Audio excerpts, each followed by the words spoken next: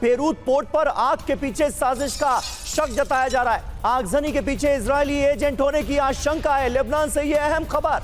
Beirut port पर आग से भारी नुकसान हुआ था और अब साजिश के बादल छाते हुए इस पर भी नजर आ रहे हैं। यानी कई लेवल पर ये वॉर लड़ी जा रही है। राठौड़ साहब, इसमें कहीं कोई शक नहीं है। साम दाम दंड भेद सबका इस्तेमाल किया जा रहा है दोनों ही तरफ से। देखिए, यहाँ पर एक जो ये वॉर अभी जो लेबनान में जाती हुई दिख रही है जी समीर, इसमें दो तीन चीज़ें बहुत गौर करने लायक हैं। हमने बहुत ही संक्षेप में कहा कि हिजबुल्लाह ने इजरायली वॉरशिप पे हमला किया।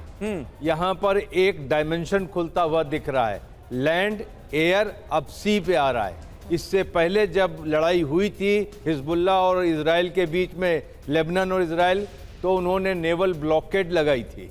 ये एक चीज़ को ध्यान में रखने वाली बात है।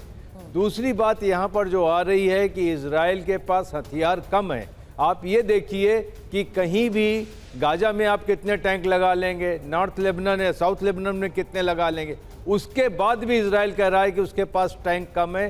तो आप समझिए कि इजराइल एक सिक्योरिटी स्टेट होने के बाद भी कितना मजबूर दिखाई दे रहा है। अम्यूनिशन की कमी तो उसको हर 15 दिन में अमेरिका रिप्लेनिश करता है। अब आपने जो बात कही थी कि यहाँ पर जो ये फ्रंट खुलता जा रहा है और हिंटरलैंड में इंटेलिजेंस के ऑपरेशन हो रहे हैं, तो इजराइल के ऑपरेटिव पूरे लेबनान में हैं।